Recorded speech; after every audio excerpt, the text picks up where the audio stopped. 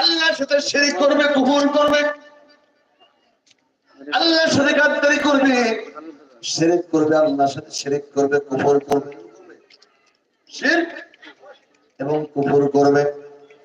বলেন তো সবচেয়ে বড় গুনার নাম কি? আরো বলে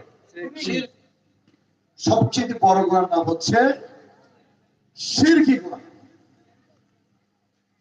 আল্লাহ সব গুনাহ মাফ করবে, শিরকি গুনাহ মাফ করবে না। শিরক হচ্ছে আল্লাহর সমতুল্য অন্য কাউকে আল্লাহ মনে করে, আল্লাহ যা পারে অন্য তাই পারে, এটা মনে করার নাম হচ্ছে শিরক।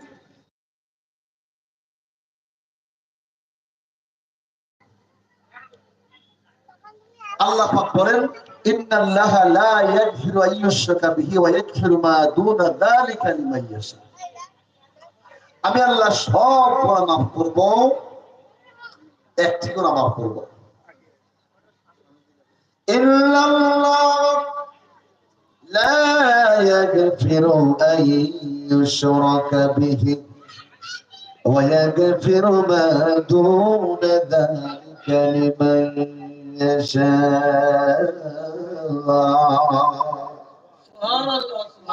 সব গুনাহ মাফ করব, একটি গুনাহ মাফ করব না। বলেন তো এই গুনাহটার নাম কি? আরো জোরে। আল্লাহ হাবিব সাল্লাল্লাহু আলাইহি সাল্লাম বলেন, আল্লাহর দরবারে বান্দা যদি পাহাড় সমতুল্য গুনাহ নিয়ে আসে, গুনাহ খুব খেয়াল করেন, পাহাড় সমতুল্য গুনাহ করে যদি আল্লাহর দরবারে আসে, যদি শিরক না করে, জি এটা করে শিরক না, হাদিস বলতেছে পাহাড় সমতুল্য গুনাহ নিয়েও যদি আসে, যদি শিরক না করে থাকি, আল্লাহ বলে বান্দা আমি পাহাড় পরিমাণ ক্ষমা দিয়ে তোমার সামনে দাঁড়াবো। সুবহানাল্লাহ, সুবহানাল্লাহ, সুবহানাল্লাহ। শিরক করলে আমি আল্লাহ মাফ করব না। অনেক গুনাহ করছো কিন্তু শিরক করো নাই, আমি আল্লাহ অনেক পাহাড় পরিমাণ ক্ষমা নিয়ে দাঁড়াবো। সুবহানাল্লাহ, সুবহানাল্লাহ। কিন্তু শিরক করা যাবে না। সব গুনাহ মাফ করব, শিরক গুনাহ মাফ করবে না। স্পষ্ট হাদিসে আসছে, নবী বলেছেন লা তুশরিক বিল্লাহ ইন্না শিরকা লাযুলমুন আযীম। কোরআন নবী বলেছেন লা তুশরিক বিল্লাহ ওয়া ইন কুতিলতা আও হুররিতা। আল্লাহর সাথে শিরক করবা না, যদি তোমাকে পুরানো হয় অথবা কতল করা হয়। তার মানে শিরকটা হচ্ছে সবচেয়ে বড় গুনাহ, বড় পাপ। বন্ধুগণ খবরদার, নামাজ পড়েন, রোজা রাখেন, হজ করেন, যাকাত দেন, কিন্তু শিরক করেন, সব আমল বরবাদ। সব আমল কি হবে? বরবাদ। নামাজ, হজ, যাকাত সব হবে, কিন্তু আপনার ঈমানের মধ্যে শিরক আছে। কি আছে? ধরে বলেন, শিরক আছে, সব আমল বরবাদ। কেন? ঈমান যার নাই তার আমল নাই। বেশক যার ঈমান নাই তার কি নাই? ধরে বলেন, আমলের সম্পর্ক ঈমানের সাথে। জি, কির সাথে? আমলের সম্পর্ক ঈমানের সাথে। ঈমানের সাথে। যার আমল ঈমান ঠিক নাই তার আমল বরবাদ। যেমন 1000 লিখতে কয়টা শূন্য লাগে? একের ডানে 3টা শূন্য। কয়টা? জোরে বলেন।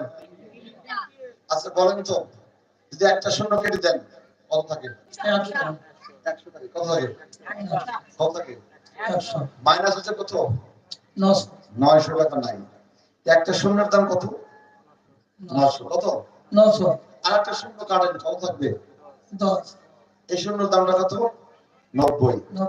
কত? 990। দুইটা শূন্য দাম হলো কত? 990। আর একটা শূন্য কাটেন, কত থাকবে? এক। এই শূন্য দাম কত? 900। এই শূন্য দাম কত? তাহলে 999 হচ্ছে তিনটা শূন্যের দাম, ঠিক কিনা? জি। বামে কত আছে? জোরে বলেন। 1। তাহলে একের ডানে 3টা শূন্য থেকে কত হলো? 999 তিনটা শূন্যের মূল্য। কিন্তু 3টা শূন্য আছে, বাম থেকে 1 সরিয়ে দেন, কত থাকবে? কত বললেন? থাকবে কিছু? কেন? কারণ ওই শূন্যর মূল্য হচ্ছে 1-এর সাথে সম্পর্কিত। আপনি 1000 আমল করেন, ঈমানের মধ্যে আপনার ফলবান আছে, ঈমানের মধ্যে শিরক আছে, কুফর আছে, সব ভালো আমল বরবাদ। বেশক। বুঝতে পারছেন কথা?